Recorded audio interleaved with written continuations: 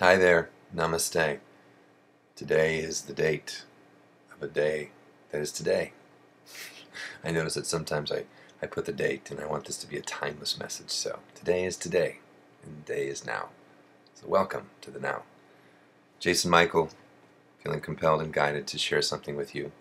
And I just share from my own journey, and I know that we are one in heart, one in mind, that what I come across, what I come into an awareness may serve you right where you are. I don't know about you, but on this spiritual pathway, you come across path partners, you come across beings and teachers and books and things, and you start getting, you could be overwhelmed. You know, what is right for you? What is true for you? What is true? What is right? And there's all these, you can go into a spiritual bookstore and just be inundated. What do you want to read? And there are some that say, you don't need to read, or you need to do this, or you need to meditate like this, or you need to wear this crystal on your head like this, and you need to wave your hands like this, and do this, and boom, boom, boom. You know, we can get inundated with all that. So that is the impetus for me this morning. I just felt like, okay, go within. I journaled today, and there is something occurring within many of us, and there is something beautiful that is emerging within me. As I came, I was talking to Heather today, and I had to leave the Jesus that the fundamental Christian taught me, to come to Christ, to come back to Jesus, to come back to that brother of mine, to see this body, this being, this person, this Nazarene that embodied what we term as Christ consciousness. But I think we miss the boat sometimes when we put this being on a pedestal or on a cross, or we idolize and worship him in that. It's just a skewed mistake. And it keeps us separate. And my intention and my passion and my purpose on the plane of this action is to assist and support the release and for you to come back home to the Christ within. And so that's kind of really the prequel to what I'm going to read. I'm going to read something out of the book, The Science of Mind. And so I invite you to hear these words, to listen with your heart, to feel the vibration and the frequency, to not get caught up, well, that's not the Bible, I can't listen to that. Or where does that come from? How do I know it's true?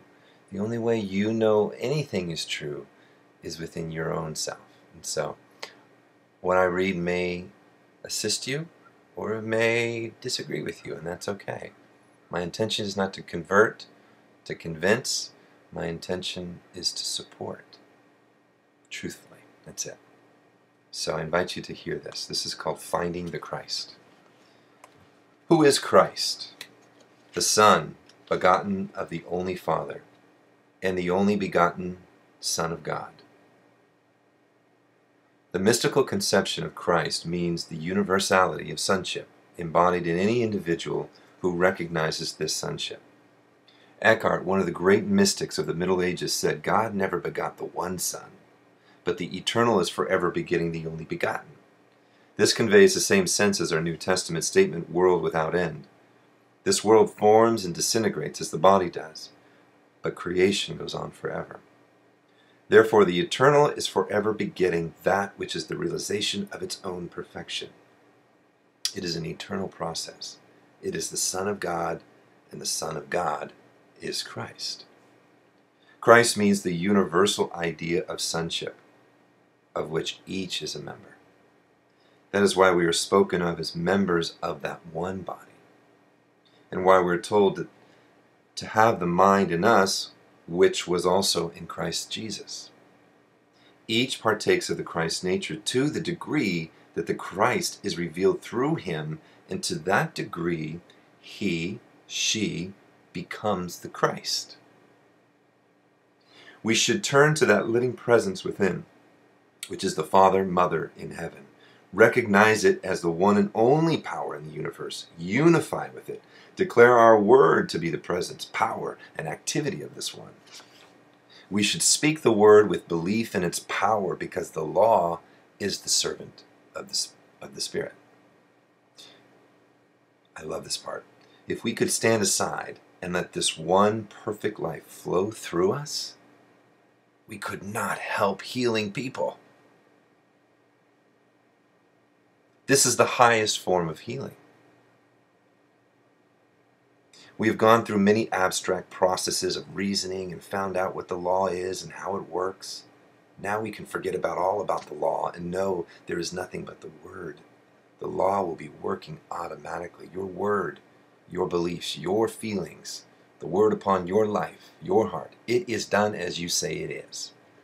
But when we allow that Christ energy to flow through us, healing just happens. And I'm going to tell you straight up right now, I know as you listen to this, healing is happening. It just is.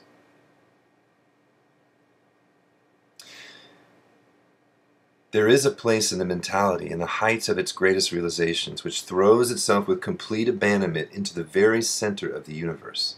There is a point in the supreme moment of realization where the individual merges with the universe, but not to the loss of his or her individuality. Where a sense of the oneness of all life so enters his being that there is no sense of otherness. There is no other them. It is here that the mentality performs seeming miracles, because there's nothing to hinder the whole from coming through. We can do this only by providing the mental equivalent of life, by dwelling and meditating upon the immensity of life, and the fact that as vast, as immense, as limitless as it is, the whole of it is brought to the point of our consciousness. We comprehend the infinite only to the degree that it expresses itself through us, becoming to us that which we believe it to be. We believe it to be. So we daily practice in our meditations the realization of life, infinite, indwelling spirit within me, Almighty God, Goddess within me, real substance within me, that which is truth within me. Jesus said, I am the way, the truth, and the life. No man cometh unto the Father but by me. Ernest writes how true this is. We cannot come unto the Father which art in heaven except through our own nature. Right here, through our own nature, through your own nature, is the gateway and the path which leads to illumination, to realization, to inspiration, to the intuitive perception of everything. The highest faculty in man is intuition, and it comes to a point sometimes where, with no process of reasoning at all, he instantly knows. Christ is the embodiment of divine sonship, which has come with varying degrees of power to all people in all ages and to every person in some degree. Christ is a universal presence. We do believe in the unique personage of Jesus. This Christ was more fully orbed than in anyone of whom we have record. We do believe that in the person of Jesus more of God was manifest. We also believe that Christ comes alike to each and all. There is no one particular man predestined to become the Christ. We must understand that Christ is not a person, but a principle. It was impossible for Jesus to not have become the Christ, as the human gave way to the divine, as the man gave way to God, as the flesh gave way to spirit, as the will of division gave way to the will of unity. Jesus, the man, became a living embodiment of Christ. If we look upon Jesus from this viewpoint, we shall be able to study his life as a living example. What is more inspiring than to contemplate the consciousness of a man who has faith to stand in front of a paralyzed man and tell him to get up and walk, and to know very well that he is going to get up and walk, or to stand in front of the tomb of a dead man and tell him to come forth? Such an example of this is worth something. But if the whole performance were enacted in the mind of a man entirely unique and different from us, then it would mean no more to us than studying the biography of hundreds of other men. Fortunately, we do not have to contemplate Jesus as being unique and different. For the Bible makes it more plain that he was a man like as we are. As the human gives way to the divine in all people, they become the Christ. In the case of Jesus, there was such a surrendering of an isolated will that a greater incarnation of the divine actually took place. The mystic Christ comes from the bosom of the unseen Father, proclaiming the love of God through his own love of humanity. I hope you have stayed with me to this point, and if you have, well done. You know, I've been on a journey coming back home where we're all going. We are one in heart. There are powerful things going on. Christ has returned. I did this in an earlier post, and you can look that up. The second coming of Christ. This prophesied time is upon us. But it's not in just one person. We all have. Jesus was the way shower. He was showing us. He laid down his life fully. Okay? He did, and that is I look to him and I say, thank you, brother, for your example, for your light, for your life. He and I are one. I know this. I've more opened my heart than to say, look, live through me. I am to be an embodiment of Christ. And that is what we are to do.